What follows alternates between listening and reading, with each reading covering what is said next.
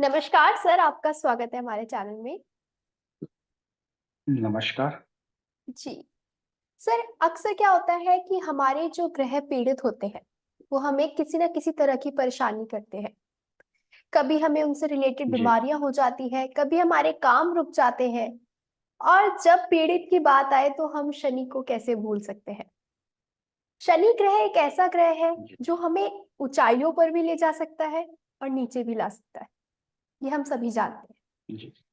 तो अगर शनि ग्रह आपका पीड़ित है, मान लीजिए किसी की कुंडली में शनि ग्रह पीड़ित है, तो उस जातक को किस तरह की बीमारियां हो सकती है और क्या सिम्टम्स हो सकते हैं, कैसे पता चल सकता है कि हमारा शनि ग्रह पीड़ित है।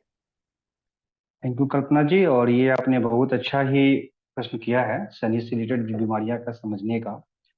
क्योंकि आज के डेट में अगर अपने देख रहे हैं कि मैक्सिमम लोग जो हैं किसी न किसी बीमारी से जुड़े हुए हैं।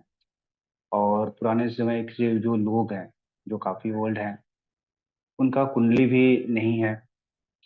और वो तरह तरह के रोगों से ग्रसित होते जा रहे हैं, दवा दारू का भी सेवन कर रहे हैं, मगर उससे भी उनको छुटकारा नहीं मिल रही है। ऐसे में ये सोचते हैं कि भाई ग्रह दशा क्या है मेरा खुद नहीं मालूम, क्योंकि मेरा ना कोई कुंडली है। और कभी कभी ऐसा भी होता है कि वो लोग हस्तरेखा के पास भी सही से नहीं डिसीजन ले पाते हैं कि क्या दिखाएं। लेकिन वो आमतौर पे परेशान रहते हैं। ऐसे में अपने ज्योतिष के हिसाब से अगर देखते हैं कि जहाँ तक मेडिकल एस्ट्रोलॉजर की बात है, तो हम लोग उस पर जब स्टडी करते हैं और बहुत सारे ज्योतिष विद्वानों के बुक भी पढ़ते हैं, जैसे डॉक्टर चरक जी की बुक है या कृष्णन कुमार जी का बुक है। यहाँ तक कि अपने गुरु जी की भी जो हम लोग स्टडी करते हैं उनकी बुक देखे हैं, तो हम लोगों ने पढ़ा कि ये शनि जो है मैक्सिमम भागों में अगर देखा जाए तो शनि को लोग दुख और कष्टों का कारक ही मानते हैं। और ये शनि जी जो है ज्योतिष के हिसाब से अगर देखा जाए तो ये वायु के कारक है। ऐसे भी आयुर्वेद के हिसाब से देखा जाए तो पित्त, कफ और वात जो है, ये तीन ही रोग जो है, तीन जो चीजें हैं, ये विभिन्न रोगों के होने के कारण होते हैं। वैसे अगर हम ज्योतिष में भी देखते हैं कि ये तीनों के कफ, वात और पित्त के कारक को, तो सूर्य और मंगल को अगर हम देखते हैं तो ये लोग पित्त के कारक आ जाते हैं। चंद्र और शुक्र जो है ये कफ के कारक होते हैं। जी। वैसे में अगर वायु का कारक देखते हैं तो शनि भगवान आते हैं, यानी कि शनि देव आ जाते हैं। अब शनि देव जब वायु का कारक आ गए तो धीरे धीरे अगर देखा जाए तो वायु से रिलेटेड बीमारियां, वात, गठिया, हाथों में दर्द, नसों का जहाँ पे ज्वाइंट होता है वहां का दर्द, ये सब शनि देव की चीज से आते हैं। बुध की बात करते हैं तो ये त्रिदोष के कारण आ जाते हैं। ये धीरे धीरे बुध को नस का भी जुड़ा माना जाता है। लेकिन बात जब आती है ज्वाइंट पेन का, अर्थराइटिस का, गठिया का, वहां पे शनि जी की मुख्य भूमिका आ जाती है। उसके साथ साथ अगर देखें तो सूर्य का भी थोड़ा सा उसमें रोल रहता है, क्योंकि सूर्य भी हड्डी के कारक होते हैं, तो वो भी हड्डी से रिलेटेड बीमारियां देते हैं। और बृहस्पति का भी काम उसमें रोल रहता है, क्योंकि वजन का बढ़ जाना और थोड़ी सी वजन बढ़ जाने से भी पेट में गैस वगैरह आना, जिसके वजह से यूरिक एसिड का बढ़ जाता है, मतलब कि आदमी परेशान होने लगते हैं। यानी कि तीन ग्रह धीरे धीरे ज्यादा रोल करते हैं, जिसमें सूर्य की भूमिका हड्डी का कमजोर करना हो जाता है। और वजन बढ़ने में बृहस्पति ग्रह का योग रहता है। नसों की कमजोरी में बुध का होता है। लेकिन मुख्य रूप से शनिदेव जो है अषाढ़ बीमारियों के कारक है। जो बीमारी लंबी समय से चली आ रही है, जिसे हम लोग मेडिकल भाषा में क्रोनिक डिजीज बोलते हैं, जी। जो बीमारी कंटिन्यू लंबे समय से चली आ रही है, उस बीमारियों के कारण का अगर देखा जाए तो शनिदेव आते हैं। अब आता है कि ये कैसे समझें। जिनकी कुंडली है उनको तो हम लोग देख लेते हैं कि हाँ 6, 8, 12 भाव में शनि का योग कारक है, शनि का जो पोजीशन है वो देखते हैं, या योग कारक समझकर उनका भी उपाय कर लेते हैं कि कोई भी लगन के हिसाब से किसी में रखते हैं। तो कुंडली से समझना तो आसान रहता है कि दृष्टि कहाँ पड़ रही है, कैसे पड़ रही है, वो किस ग्रह ग्रह के साथ युक्ति है, ये समझकर उपचार आदमी बता सकता है। लेकिन जनरली जिनके पास कुंडली नहीं है, और लेकिन अगर उनकी मेडिकल सिस्टम देख रहे हैं, प्लस उनकी जो बीमारियां देख रहे हैं कि हाँ ये हड्डी से बीमारी है, ज्वाइंट पेन से परेशान है, घुटने के दर्द से परेशान है। तो इन चारों चीजों को देखने के लिए हमारे ज्योतिष में कालपुरुष की कुंडली देखा जाता है। कालपुरुष की कुंडली की जब हम लोग देखते हैं तो खास करके दसम भाव को और देखते हैं और नवम भाव को देखते हैं। तो यानी कि शनि की जो पोजीशन को देखते हैं तो समझ में आ जाता है कि शनि का मकर लगन की मकर राशि और जो है कुंभ राशि को अपने देख लेते हैं कि ये जो पैर से ज्वाइंट से रिलेटेड इनकी स्थान, उसके देखने के साथ साथ हम लोग उसके उपचार बताने शुरू कर देते हैं कि है आप जो है शनि से रिलेटेड आपके बीमारियां ग्रसित हो रही हैं, क्योंकि आपके ज्वाइंट का पेन है, चलने फिरने में दर्द हो रही है।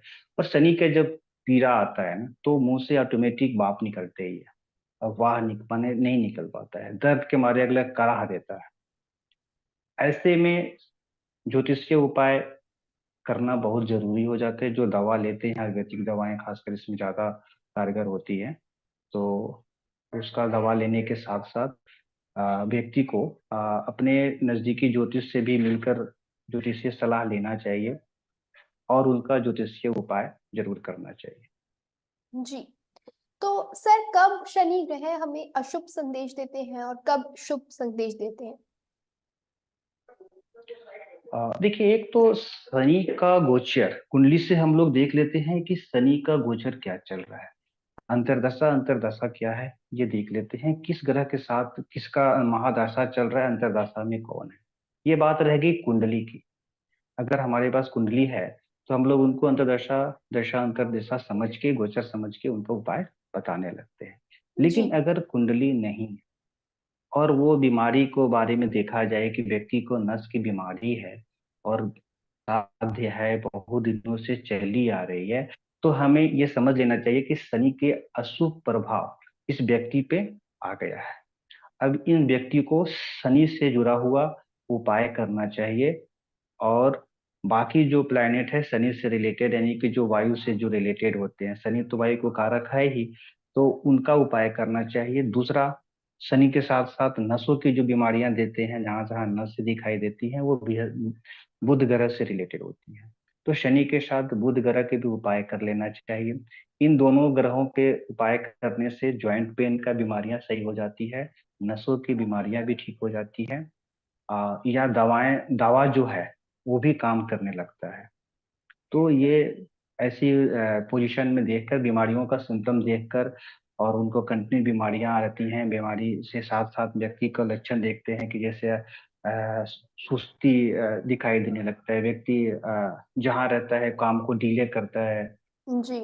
सही निर्णय नहीं ले पाता है, सब समय असमंजस में बना रहता है, तो समझ लेना चाहिए कि भाई शनि इनका सही नहीं है, और उसके साथ में इनका उपाय करना चाहिए। जी।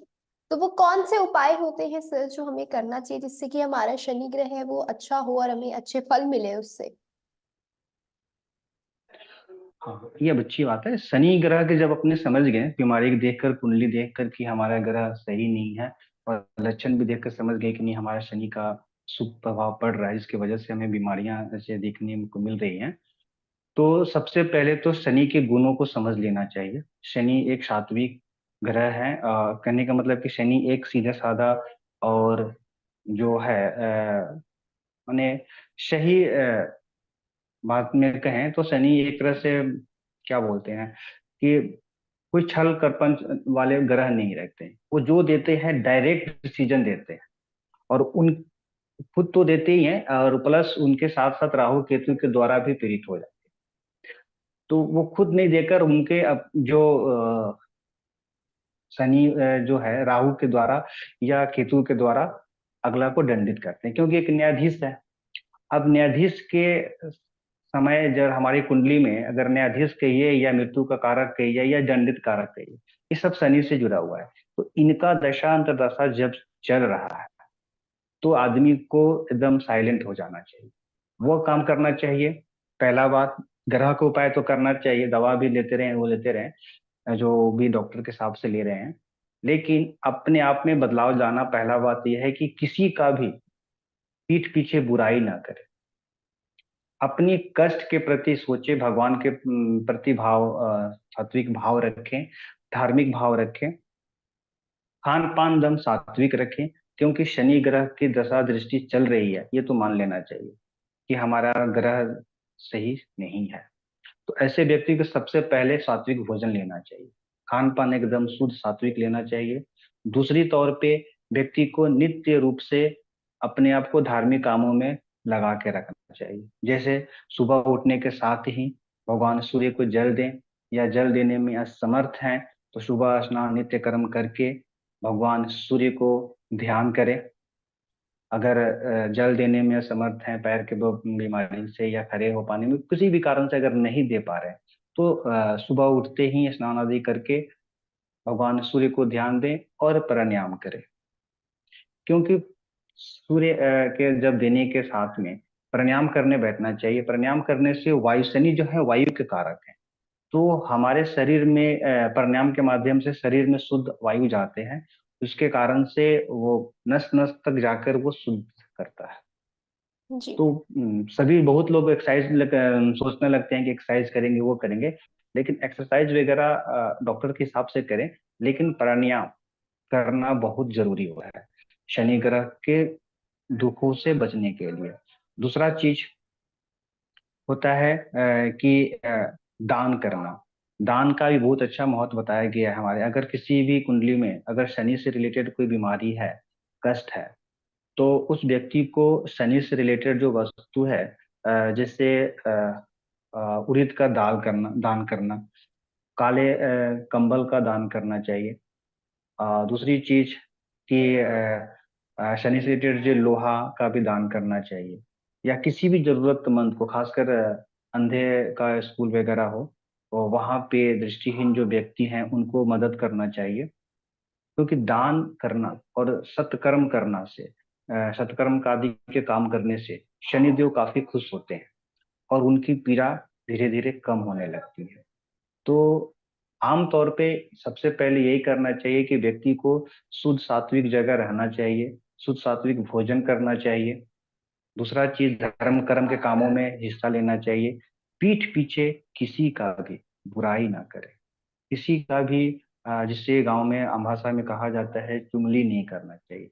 जितना समय हो सके भगवान के प्रति भाव रखें। दूसरा, अगर बहुत जगह देखने को मिलता है कि विटनेस देना, सलाह या क्या बोलते हैं उसको, गवाही वगैरह देना, तो वो सब कामें नहीं करनी चाहिए। झूठी केस मुकदमा में अपने समर्थन नहीं देना चाहिए। इन सारी चीजों से बच के रहना चाहिए, क्योंकि शनि देव जो है ना, फिर वो दंडित करने में डिले नहीं करते। और क्योंकि उनका ही ये मान लेना चाहिए कि मेरा ये समय चल रहा है, जो भी कष्ट का, शारीरिक कष्ट है, खासकर ज्वाइंट से रिलेटेड जो कष्ट है, परेशानियां है, जैसे मान लीजिए चर्म रोग बीमारी आ गया, टीबी जैसी बीमारियां हैं, पैरालिसिस है, गठिया का दर्द है, हड्डियों का दर्द है, ये सारे बीमारियां जो शरीर में हमारे घिरे जा रही हैं, एक पर एक बीमारियों से अगर हम घिरे जा रहे हैं और 4 साल, जी। 5 साल, 3 साल से बहुत दिनों से परेशान आ रहे हैं, तो फिर भगवान को स्मरण करते हुए शनिदेव को आ, जो करें, पूजा पाठ करें। पूजा पाठ के माध्यम से कि एवरी डे सुबह का जल देने के साथ में इवनिंग में शनि मंत्रों का जाप करें, शिव जी का मंत्रों का जाप करें, भगवान श्री कृष्ण का भी स्मरण करते रहें, उनका जाप करें, तो हमारा शनि का जो शुभ फल है वो प्राप्त होने लगता है। हाँ, शनि ग्रह के लिए अगर ये सोचते हैं कि हम पूजा पाठ क्या करें, तो देखिए, जो लोग हड्डी से रिलेटेड बीमारियां परेशान हैं, या गेठिया से रिलेटेड परेशान, नस से रिलेटेड बीमार हैं, वो बहुत लोग ये सोचते हैं कि हम पूजा पाठ क्या करें, व्रत क्या करें। तो या जिनका वजन बढ़ते जा रहा है और हड्डियां बढ़ होते जा रही हैं, उन लोगों को एकादशी की व्रत करनी चाहिए, पहली बात। दूसरा चीज, बृहस्पति से रिलेटेड जो भी कुछ दान वगैरह करना चाहिए, क्योंकि बृहस्पति से दान करने से शरीर का जो फैटी शरीर जो होने लगता है, वजन बढ़ने लगता है, वो आराम मिलता है। दूसरा चीज, जो दर्दों के कारण देखा जाता है कि यूरिक एसिड बढ़ जाता है, तो यूरिक जी। एसिड जिनका बढ़ जाता है, वो लोग भी यूरिक एसिड भोजन ना कर कर, जिस खाने पीने की चीजों में यूरिक एसिड की संख्या ज्यादा पाई जाती है, उसका दान करना चाहिए। अपने खास करके जैसे कोई भी गाय है, या कोई भी दूसरे जो जंतु है उनको खिलाना चाहिए। खासकर यूरिक एसिड से रिलेटेड कोई वस्तु, बैगन वगैरह आ गया, तो उसको गाय को, गौ माता को खिलाएं। उससे भी हमारा यूरिक एसिड भी कम होगा और दर्द से भी राहत मिलेगा। तीसरा चीज देखा जाता है कि पूजा क्या करें। तो शनि देव का मंत्र का जाप व्रत के रूप में, जैसे मैंने बताया कि बृहस्पति से रिलेटेड व्रत करना चाहिए, कि जिस एकादशी का व्रत करें, पार लगे तो महीने की 2 एकादशी आती हैं, दोनों करें या एक भी कोई करे। दूसरा चीज, बृहस्पति से रिलेटेड वस्तुओं का दान। दूसरा चीज आता है कि शिव भगवान का पूजा करना चाहिए। भगवान शिव की पूजा या उनका मंत्र अगर जाप करें तो भी हमारा शनि का शुभ फल प्राप्त होता है। शिव जी की पूजा में नमः शिवाय का मंत्र जहां भी बैठे, माने शाम को समय या दोपहर के समय बैठकर जितना मन हो सके, चलते फिरते भी कहीं अगर चेयर पे बैठकर भी ओम नमः शिवाय का जाप करते रहें, उससे हमारे शनि देव का भी जो शुभ फल प्राप्त होने लगता है। भगवान श्री कृष्ण का भी पूजा करना चाहिए और प्राणायाम करना चाहिए, एक्सरसाइज वगैरह करने के साथ। एक महाभारत में एक दृश्य देखने को मिलता है कि जब कुबरी नाम की एक लेडीज थी, भगवान का चरण, भगवान श्री कृष्ण ने जैसे ही अपने पैरों का उससे टच किया, तो यानी यूं कहें कि धक्का दिया, तो उसकी बेचारी की कुबरी ठीक हो। तो ये भी कहा जाता है कि भगवान श्री कृष्ण की मंत्रों का जाप करने से या शिव जी के मंत्रों का जाप करने से भी शनि देव का शुभ फल प्राप्त होने लगता है। जहां तक हनुमान जी का भी पूजा का बात हमारे बताया गया है, बहुत आदमी असमंजस रहते हैं कि हनुमान जी का ही पूजा पाठ है। तो हाँ, शनिदेव की डायरेक्ट पूजा अगर आप नहीं कर पा रहे हैं तो हनुमान चालीसा का पाठ लोग करते ही हैं। लेकिन विशेष स्तर पे अगर आप शारीरिक रूप से परेशान हैं और बीमारियों से घिरे हुए हैं, ऐसे में हनुमान बाहु का पाठ करना चाहिए और बजरंग बाण का पाठ करना चाहिए। बजरंग बाण का पाठ में कोई संख्या नहीं रखें, रोज अगर पाठ कर सकते हैं तो रोज करें, नहीं तो मंगलवार और शनिवार को अगर हनुमान बाहु का या बजरंग बाण का पाठ करते हैं तो निश्चय ही शनिदेव की कृपा होगी। और जो भी इस तरह की बीमारियां हैं, खासकर जो लंबे समय से चली आ रही बीमारियां हैं, उससे राहत मिलेगी। जी, धन्यवाद करती हूँ सर मैं आपका कि आपने अपना समय निकाला और हमारे दर्शकों को इतनी सारी बातें बताई और इतनी अच्छी जानकारी दी शनि ग्रह के बारे में। तो इसके लिए मैं आपका बहुत बहुत धन्यवाद करती हूँ। धन्यवाद।